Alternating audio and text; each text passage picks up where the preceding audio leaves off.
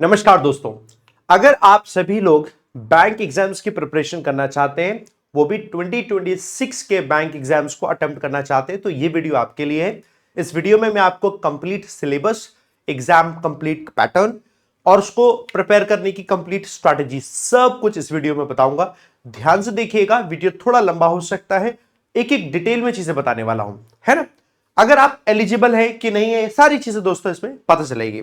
सबसे पहले तो देखो पीओ के एग्जाम्स हमारे कौन कौन से होते हैं उनको देखो दोस्तों, और इसमें किस तरीके से आपको प्रिपरेशन करनी सब बताया जाएगा। पीओ में एक एग्जाम होता है आईबीपीएस पीओ, इसे हम साधारण भाषा में आईबीपीएस पीओ कहते हैं। दूसरा एग्जाम होता है जो SBI state bank of India इसका पीओ, और तीसरा होता है दोस्तों आरआरबी पीओ।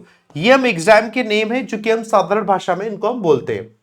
अब आईबीपीएस पीओ का जो एग्जाम है, ये आईबीपीएस पीओ आईबीपीएस ही कराती है, यानी कि institute of banking personal selection, ये इसका एग्जाम कराती है। एसबीआई पीओ का एग्जाम खुद स्टेट बैंक ऑफ इंडिया ही कराती है। आईबीपीएस का जो आरआरबी पीओ है, आरआरबी होता है रीजनल रूरल बैंक्स, इसका जो एग्जाम है ये कराती है आईबीपीएस ही आरआरबी के लिए, यानी कि ये दो एग्जाम आईबीपीएस ही कराती है और एसबीआई का एग्जाम खुद एसबीआई कराती है।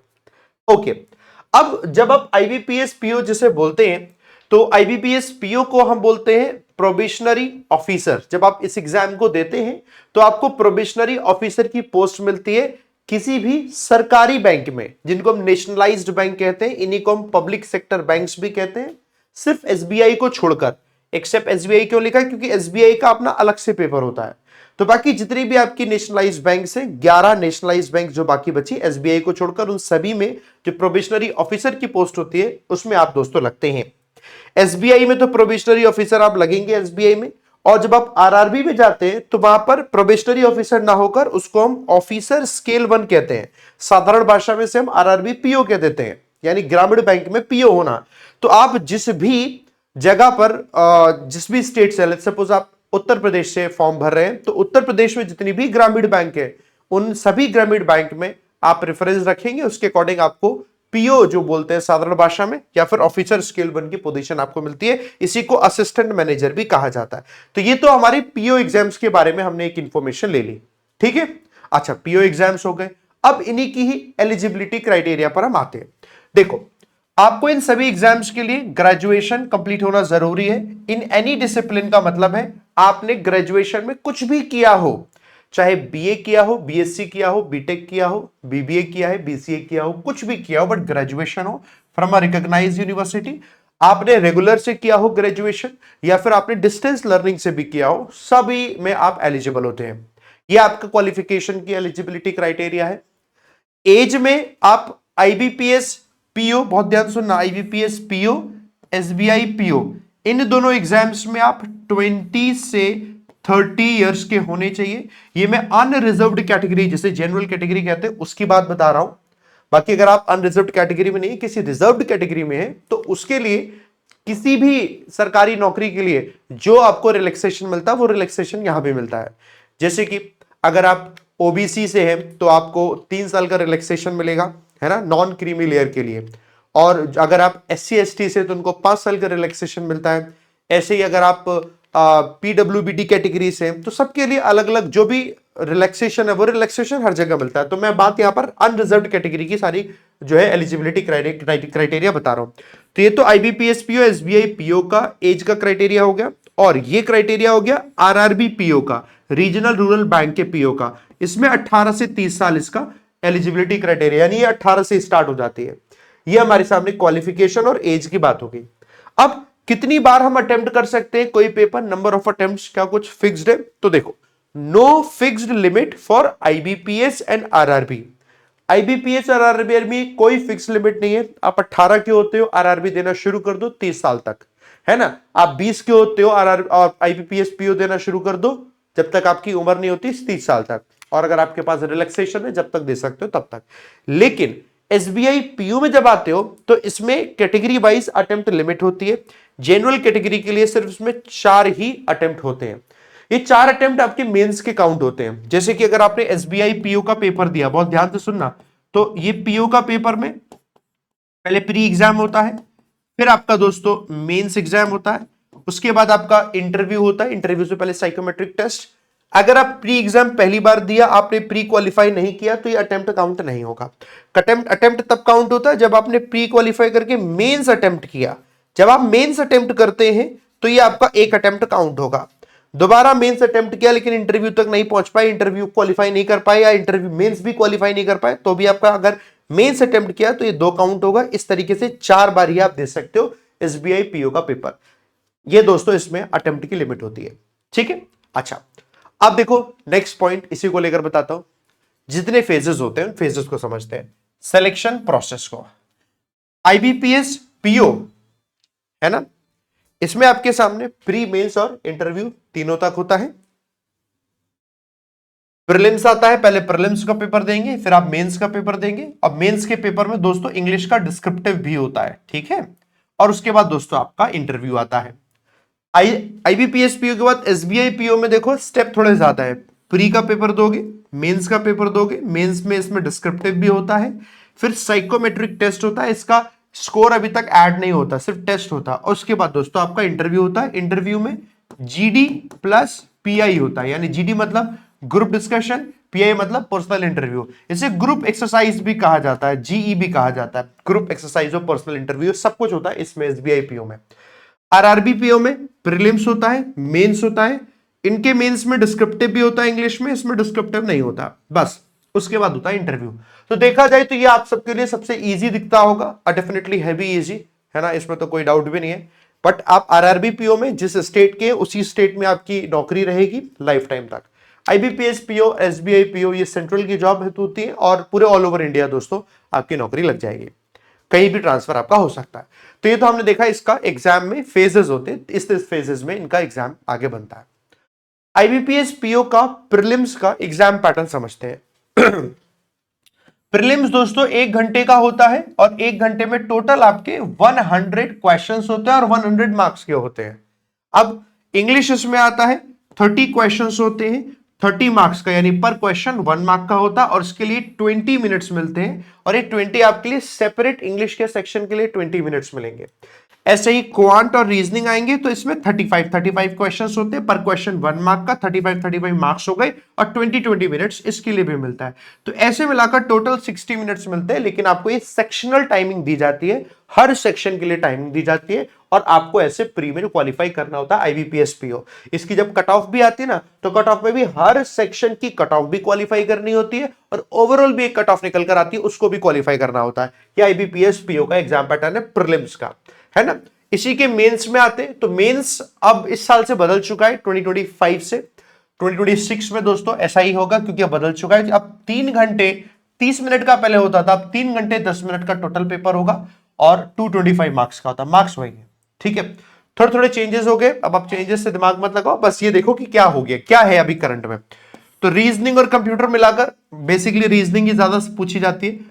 40 क्वेश्चंस होते हैं, इन 40 क्वेश्चंस के मार्क्स क्या होते हैं 60, यानी कुछ क्वेश्चंस आपके 2 मार्क्स के भी होंगे, और इसके लिए सेक्शनल टाइमिंग 50 मिनट्स दी जाती है। डेटा इंटरप्रिटेशन, और इसे डीएसबी कहते हैं, डेटा सफिशिएंसी, यानी कि क्वांट्स का सेक्शन हो गया, इसे क्वांट्स का सेक्शन बोलते हैं साधारण लैंग्वेज में, ठीक है। तो इस क्वांट्स के सेक्शन में दोस्तों आपके 35 क्वेश्चंस आते हैं, और मार्क्स कितने हैं 50 मार्क्स, यानी कि इसमें भी कुछ क्वेश्चंस 2 मार्क्स के होंगे, 45 मिनट्स इसके लिए मिलते हैं। इंग्लिश आता है, मैं दोस्तों इंग्लिश पढ़ाता हूं, जो नए बच्चे नहीं जानते, इंग्लिश पढ़ाता हूं। 35 क्वेश्चंस होते हैं और 40 मार्क्स के होते हैं, इसमें भी कुछ क्वेश्चन 2 मार्क्स के होते हैं, है ना। टोटल इसमें 40 मिनट्स मिलते हैं। जनरल अवेयरनेस, जिसके अंदर बैंकिंग, इकोनॉमी, ये सब कुछ आता है, जनरल अवेयरनेस के सारे क्वेश्चन से 35 क्वेश्चन होते हैं, 50 मार्क्स के हो गए, है ना, और इसमें आते हैं 25 मिनट्स। तो ये तो हो गया आपका ऑब्जेक्टिव टेस्ट, यहां से लेकर यहां तक ये ऑब्जेक्टिव टेस्ट हो गया, टिक मार्क, जैसा कि आपने प्री में देखा था। अब इसी में ही जैसे टेस्ट कंप्लीट होता है, फिर आपका डिस्क्रिप्टिव पेपर आ जाता है ना। अभी तक क्या होता था, डिस्क्रिप्टिव पेपर में ऐसे और लेटर आया करता था, हालांकि ऐसे लेटर मैंने लिख दिया है, ऐसे लेटर अब नहीं आता है ना। अब आता है आपके सामने ऐसे के साथ कॉम्प्रीहेंशन। तो ये जो लेटर वाला वर्ड है ना, इसको हटाते हैं हम, ऐसे के साथ दोस्तों कॉम्प्रीहेंशन आ गया, ये पुराना लिखा रह गया मेरे साथ। ऐसे के साथ अब कॉम्प्रीहेंशन आता है, कॉम्प्रीहेंशन के इसमें आंसर्स करने होते हैं, 2 क्वेश्चन पूछे जाते हैं, और इन 2 क्वेश्चन के 25 मार्क्स होते हैं, 30 मिनट्स, आधा घंटा दोस्तों आपको इसमें मिलता है। तो ये दोस्तों आपने देखा, ये हमारे सामने एग्जाम पैटर्न आईबीपीएस पीओ का मेंस का बन गया, है ना। जब ये हो जाएगा दोस्तों, इसके बाद आपका इंटरव्यू होता है और इंटरव्यू आपका 100 मार्क्स का होता है और फाइनल उसके बाद सिलेक्शन आ जाता है, फाइनल मेरिट लिस्ट आती है। अब आते हैं हम दोस्तों एग्जाम पैटर्न एसबीआई पीओ का देखते हैं। इसमें भी 1 आवर का प्रीलिम्स होता है, 100 मार्क्स इसमें भी होते हैं प्रीलिम्स में। देखो चेंजेस है थोड़े से आईबीपीएस पीओ से। वहां इंग्लिश जो होती है 30 क्वेश्चंस होते हैं, 30 मार्क्स के होते हैं। यहां इंग्लिश में 40 क्वेश्चंस होते हैं, 40 मार्क्स के होते हैं और टाइम इसके लिए मिलता है 20 मिनट्स। मिनट्स यहां वही है बट 40 क्वेश्चंस 40 मार्क्स के हो गए। वहां क्वांट और रीजनिंग के 35 क्वेश्चंस थे बट यहां पर 30 क्वेश्चंस होते हैं, 30 मार्क्स के हो गए, 20 मिनट्स हो गए।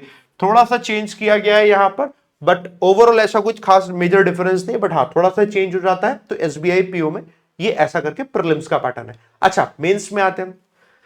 मेंस के पैटर्न में वही रीजनिंग और कंप्यूटर दोस्तों 40 क्वेश्चंस आते हैं, 60 मार्क्स के हो गए, 50 मिनट्स हो गए। सिमिलैरिटी देखने को मिली। डेटा एनालिसिस और डेटा इंटरप्रिटेशन जिसे हम क्वांट्स कहते हैं, इसमें 30 क्वेश्चंस होते हैं, 60 मार्क्स के हो गए। देख रहे हो 45 मिनट्स मिलते हैं, 2 क्वेश्चन, 2 मार्क्स का एक क्वेश्चन। इंग्लिश में यहां 40 क्वेश्चंस होते हैं और मार्क्स कितने रह जाते हैं, मार्क्स कम हो गए।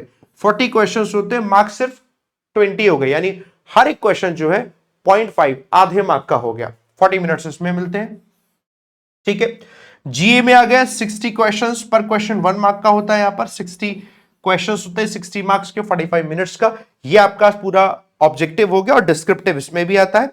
और इसके डिस्क्रिप्टिव में दोस्तों लिखने के लिए आती है रिपोर्ट कैसे बनाई जाती है, रिपोर्ट राइटिंग, रिपोर्ट एनालिसिस कैसे किया जाता है, ये इसमें लिखना होता है। तो दोस्तों ये सब कुछ हम इसमें सीख रहे होते हैं। अब वो ऐसे और लेटर इसमें खत्म कर दिया गया एसबीआई पीओ में। रिपोर्ट को, कम्युनिकेशन को, ईमेल कैसे लिखा जाता है, इसको, इन सबको लिखा कैसे जाता है, रिपोर्ट भेजनी है भेजी कैसे जाती है, ये सब कुछ इसमें आता है डिस्क्रिप्टिव में। तो ये टोटल 50 मार्क्स का होता है, 125 का होता है डिस्क्रिप्टिव, 50 मार्क्स का होता है, आधा घंटा इसमें ही मिलता है। तो देखो 3 आवर्स 30 मिनट का पूरा पेपर होता है, ये 250 मार्क्स का होता है, वो 225 का होता है, 250 मार्क्स का होता है एसबीआई पीओ। आपका एसबीआई पीओ में ये मेंस कंप्लीट हुआ। और अब मेंस के बाद दोस्तों फिर होता है साइकोमेट्रिक टेस्ट, उसके बाद होता है दोस्तों इंटरव्यू। साइकोमेट्रिक टेस्ट का कोई पेपर का मार्क्स नहीं ऐड होता, बस पेपर मिलता है, आपको करना होता है, फिर उसके बाद इंटरव्यू होता है, ठीक है। ये साइकोमेट्रिक टेस्ट नॉन स्कोरिंग है, लेकिन साथ में इंटरव्यू होता है और जीडी मैंने लिखा ग्रुप डिस्कशन या ग्रुप एक्सरसाइज जिसे मिलते हैं। टोटल 50 मार्क्स आपके दोस्तों यहां पर मिलते हैं। ऐसे करके दोस्तों आपका एसबीआई पीओ का एग्जाम पैटर्न बन गया। अब आते हैं हम आरआरबी पीओ में, यानी रीजनल रूरल बैंक्स के पीओ में। अब पीओ के प्रीलिम्स में 45 मिनट्स मिलते हैं, टाइम कम हो गया, वहां 60 मिनट्स से दोनों में से 45 मिनट्स मिलते हैं। 80 मार्क्स का पेपर होता है, जो कि वो दोनों 100 मार्क्स के थे। इसमें सिर्फ 2 ही पेपर पूछे जाते हैं, एक रीजनिंग का होता है, एक क्वांट का होता है। इंग्लिश नहीं आता इसमें प्रीलिम्स में। रीजनिंग और क्वांट आएगा, 40 क्वेश्चन होंगे, पर क्वेश्चन 1 मार्क का होता है, 40 मार्क्स के हो गए, है ना। और टाइम कितना हो गया 80, सॉरी क्या 45 मिनट्स इसका, 80 क्वेश्चंस हो गए, 80 मार्क्स हो गए, 45 मिनट्स इसके टोटल आपको मिलते हैं। अच्छा जी, अब आते हैं इसके मेंस में। मेंस में रीजनिंग 40 क्वेश्चंस 50 मार्क्स हो गए, है ना। क्वांट में 40 क्वेश्चंस 50 मार्क्स हो गया। जीए में 40 क्वेश्चंस 40 मार्क्स, कंप्यूटर में 40 क्वेश्चंस 20 मार्क्स। अब मेंस में इसमें कमाल की बात है, आपके सामने 2 पेपर आते हैं, एक इंग्लिश का और एक हिंदी का, and you have the choice. आप इन दोनों में से किसी एक पेपर को अटेम्प्ट कर सकते हो।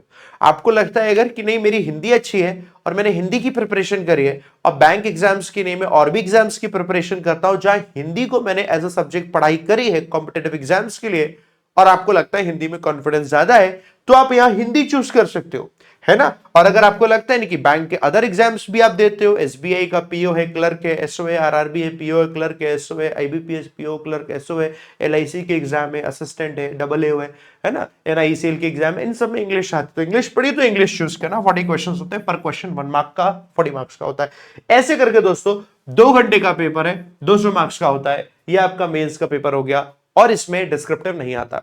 आईबीपीएस पीओ में डिस्क्रिप्टिव है, एसबीआई पीओ में डिस्क्रिप्टिव है, बट आरआरबी पीओ में कोई डिस्क्रिप्टिव नहीं होता।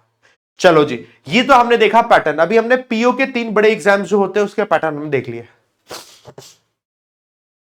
अब आते हैं अगले पॉइंट पर, क्या सैलरी होती है और क्या करियर ग्रोथ निकल कर आती है ना, उस पर आते हैं। देखो जी, आईबीपीएस पीओ में आपकी जो बेसिक सैलरी होती है वो 480 के आसपास होती है। इन हैंड जो आपके हाथ में आती है वो 71,000 से लेकर 85,000 के आसपास आती है। बेस्ड अपॉन किस सिटी में आप हैं उसका एचआरए बढ़ जाता है, टी और डीए भी बढ़ जाता है, अलाउंसेस जो बढ़ते हैं। ये दोस्तों ऐसे होती है। और जब आप जाते हो इसमें आईबीपीएस पीओ बन के, तो आप वहां पर ऑफिसर स्केल 2, ऑफिसर स्केल 3 बनोगे, एजीएम बनोगे, डीजीएम बनोगे, यहां तक आप बन जाओगे। ये आपकी ग्रोथ होती है बैंक में। एसबीआई पीओ जाओगे, बेसिक सैलरी उतनी ही होती है। यहां पर क्या है, जब इन हैंड सैलरी आती है तो थोड़ा सा ज्यादा हो जाती है आईबीपीएस पीओ के कंपैरिजन में। 10, 12, 15,000 तक का डिफरेंस आता है। मतलब 95,000 लिखा है, कुछ लोगों की तो 1 लाख से भी ऊपर आ जाती है। रीजन उसके पीछे ये कि वो जिस सिटी में होते हैं उस सिटी के हिसाब से अलाउंसेस और एचआरए बढ़ जाते हैं। तो 1 लाख रुपए से भी ऊपर सैलरी हो जाती है एसबीआई पीओ की। सुन के आपको एकदम मजा आ रहा हो कि अच्छा सर ऐसा भी होता है, हाँ जी, है ना। तो ऐसा भी हो जाता है। तो इसकी सैलरी एसबीआई पीओ में, पर्क्स भी एसबीआई पीओ में आईबीपीएस पीओ से ज्यादा होते हैं। बहुत सारे पर्क्स मिलते हैं, फर्नीचर अलाउंसेस, फोन, घर का बहुत सारा सामान, घूमने जाना आना, इंश्योरेंस, मेडिकल वेडिकल, बहुत सारी चीज ज्यादा मिलती है। या क्या फास्टेस्ट प्रमोशन होता है, फॉरेन पोस्टिंग के भी चांसेस इसी में ही ज्यादा होते हैं एसबीआई पीओ में। वो आईबीपीएस पीओ में नहीं होते, एसबीआई पीओ में होते हैं फॉरेन पोस्टिंग्स के। आरआरबी पीओ में बेसिक इसका भी सेम है। तो आपने देखा बेसिक सैलरी सबकी सेम होती है।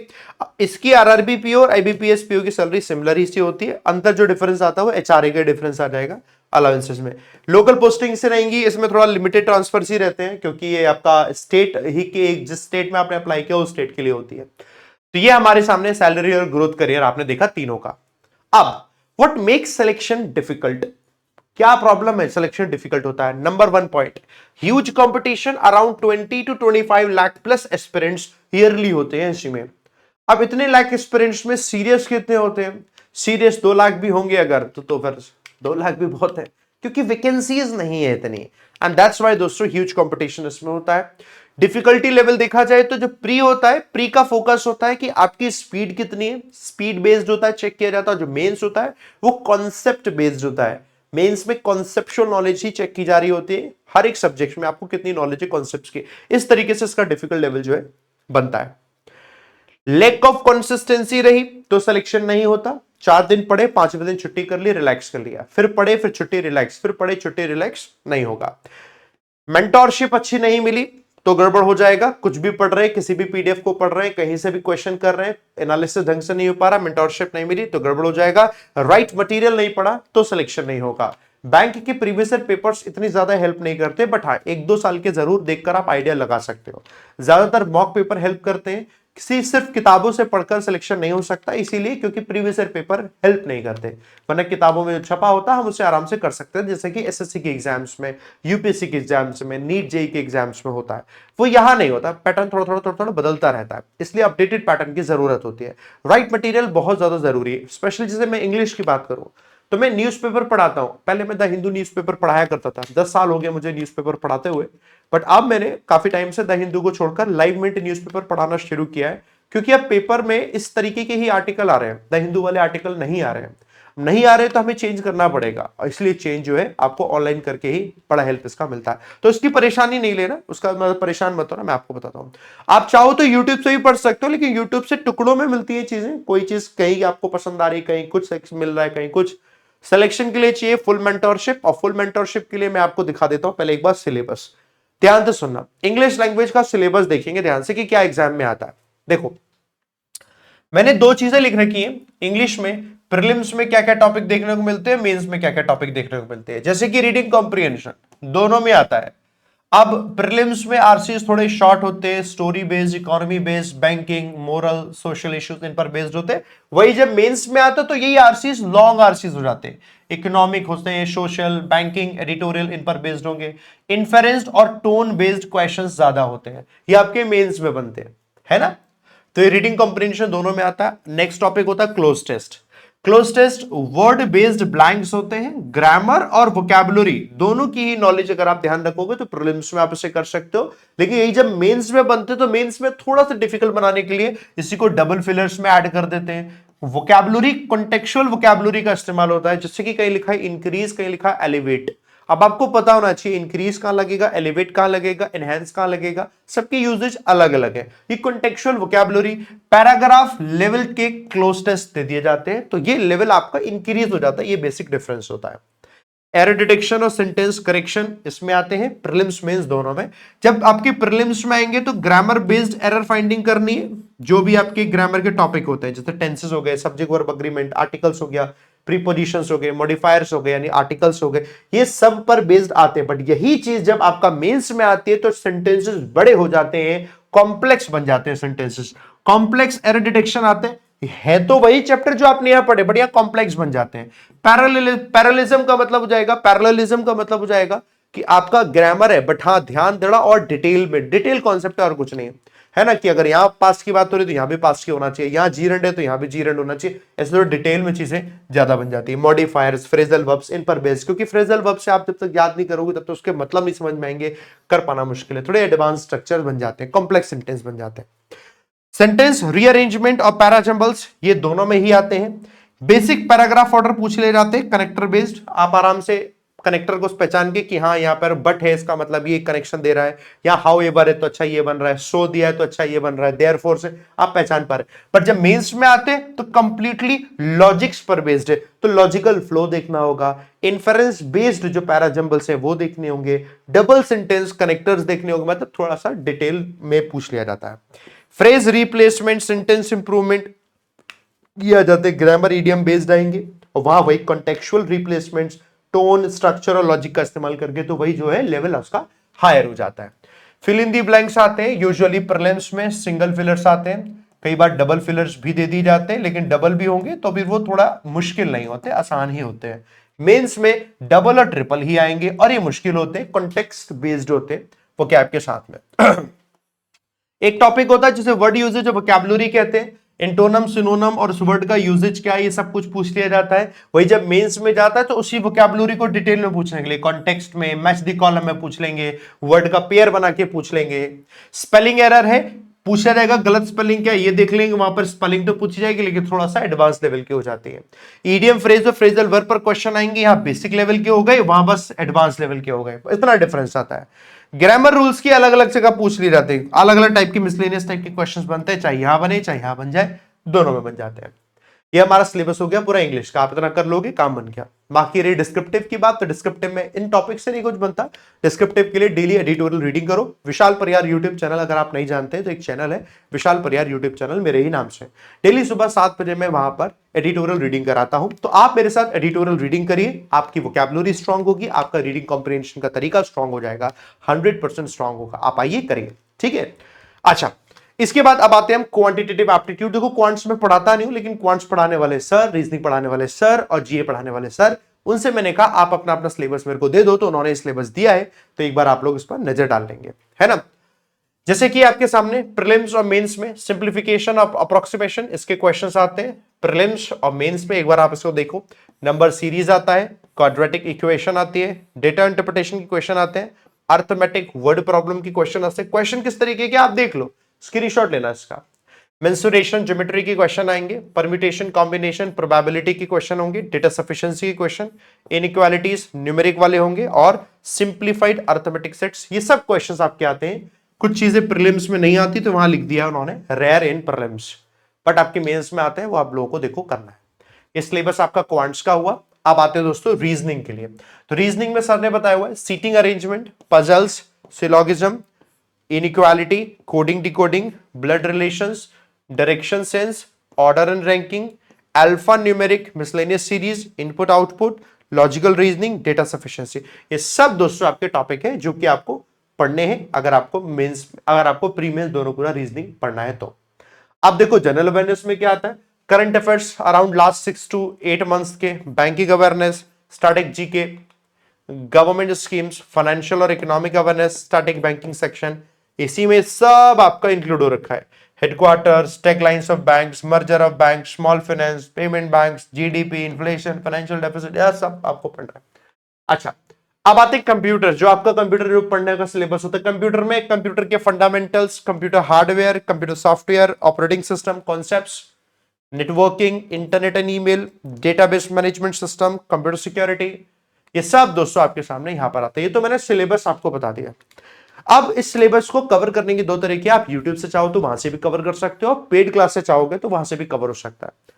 पेड क्लासेस में पैसे लगे तो डेफिनेटली ये चीज थोड़ी सी बेहतर होती है। कैसे बेहतर होती है कि आप पेड क्लास में आप पढ़ रहे हैं तो आप अपने डाउट पूछ सकते हैं। लाइव जब आप डाउट पूछ लेते हैं ना, सबसे बड़ा डिफरेंस वही क्रिएट हो जाता है आप में और दूसरे एस्पिरेंट में।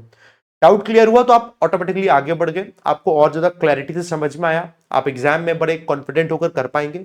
डाउट बना रहा तो चाहे कितना भी क्वेश्चन पढ़ लें, कितना भी हम प्रैक्टिस कर लें, फायदा नहीं है। यूट्यूब पर अगर आप देखोगे, एक टॉपिक का नाम लिखोगे, उस एक टॉपिक पर बेस्ड कम से कम, एक ही टॉपिक पर बेस्ड कम से कम 1000 वीडियोस आपको मिल जाएंगे।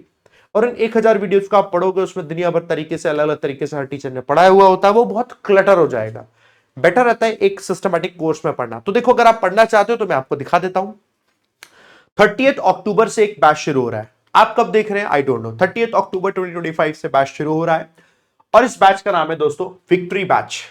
इस विक्ट्री बैच में हम फाउंडेशन से पढ़ा रहे हैं और ये चारों टीचर्स पढ़ा रहे हैं। सुमित सर क्वांट पढ़ाते हैं, अभिजीत सर जीए पढ़ाते हैं, मैं विशाल सर हूं इंग्लिश पढ़ाता हूं और पुनीत सर रीजनिंग पढ़ाते हैं, है ना। इस बैच की शुरुआत 30 अक्टूबर से होने वाली है। बिल्कुल एकदम जीरो से पढ़ाया जाएगा और कंप्लीट सिलेबस कवर किया जाएगा प्री प्लस मेंस। इस बैच में जो है आप लोग जीरो से पढ़ रहे होंगे। 30 से शुरुआत होगी सभी टीचर्स की, सिवाय मेरी छोड़कर।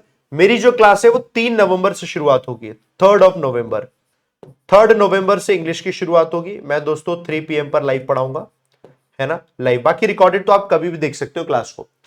इतना मैं आपको बता सकता हूं कि अगर आप पढ़ोगे अगर हम लोगों के साथ, तो डिटेल तरीके से अच्छे से आपकी प्रिपरेशन हो पाएगी। और ये प्रिपरेशन के लिए आपके सामने 3 से 6 महीना चाहिए होता है, कंप्लीट प्रीलिम्स, कंप्लीट मेंस, और उसके बाद उसकी प्रैक्टिस को भी अच्छे से करने के लिए। तो अगर आप अभी से शुरुआत करोगे तो बेस्ट टाइम है। सोचिए, नवंबर, दिसंबर, जनवरी, फैब, मार्च, अप्रैल तक आते हो कंप्लीट प्रिपरेशन हो जाएगी। जून में आपके एग्जाम स्टार्ट हो जाते हैं। जून, जुलाई, अगस्त, सितंबर, अक्टूबर, ये तो मैंने पीओ की बात करी है। ऐसे ही दोस्तों क्लर्क का भी सिलेबस होता है। क्लर्क भी दोस्तों पीओ की तरह ही होता है। इनफैक्ट क्लर्क थोड़ा इजी होता है पीओ से, है ना। तो अगर आप पढ़ना चाहते हैं तो इस बैच को ज्वाइन कीजिएगा। और इस बैच को ज्वाइन करने के लिए आप अनअकैडमी पर सब्सक्रिप्शन लीजिए। अनअकैडमी पर सब्सक्रिप्शन लेते हैं तो ये बैच और जितनी भी अपकमिंग बैचेस है वो सब चलते जाते हैं, सब मिलते जाते हैं। फॉर एग्जाम्पल, अगर आप अनअकैडमी अगर अभी आते हैं तो फिलहाल ये ऑफर चल रहा है, जितने महीने का सब्सक्रिप्शन लेंगे देखो डबल वैलिडिटी के साथ वो मिल जाएगा। 3 मंथ्स का सब्सक्रिप्शन लोगे तो अगले 3 महीने मिल जाएंगे, 6 का सब्सक्रिप्शन लोगे तो अगले 6 मिल जाएंगे। और ये इसका प्राइस दिया हुआ है, हालांकि प्राइस वहां पर ज्यादा दिया होगा। आप क्या करिएगा, जब आप इससे सब्सक्रिप्शन लेंगे, इस कोड को लगाना आप, एवीपी, ये जो कोड दिख रहा है ना, इस कोड को लगाएंगे एवीपी, तो आपको डिस्काउंट मिल जाएगा और ये आपकी प्राइस हो जाएगी। प्लस सब्सक्रिप्शन का प्राइस है आपके सामने, ठीक है। और ये आपका आइकॉनिक सब्सक्रिप्शन का प्राइस है, ठीक है।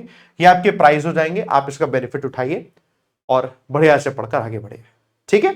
तो ये था हमारा प्रिपरेशन करने का तरीका कि किस तरीके से आप प्रिपरेशन कर सकते हैं। आप इनको चाहे तो खुद से भी प्रिपरेशन कर लीजिए, चाहे तो पढ़कर मेरे साथ भी कर लीजिए। और कोई समस्या, प्रॉब्लम आए मुझे जरूर बताइएगा, मैं आपके साथ में हूं हर एक एडवाइस देने के लिए। पिछले 10 सालों से ज्यादा का एक्सपीरियंस हम सारे टीचर्स को हो चुका है और इन 10 सालों के एक्सपीरियंस में हम जानते हैं कि किस तरीके से स्टूडेंट को कहाँ इशू आ सकता है पढ़ने में, और उसी तरीके से दोस्तों उसका सोल्यूशन कराकर हम सिखाते हैं। पढ़िए हमारे साथ, सिलेक्शन लीजिए और अपने सपनों को पूरा कीजिए। Thank you very much. जय हिंद, जय भारत।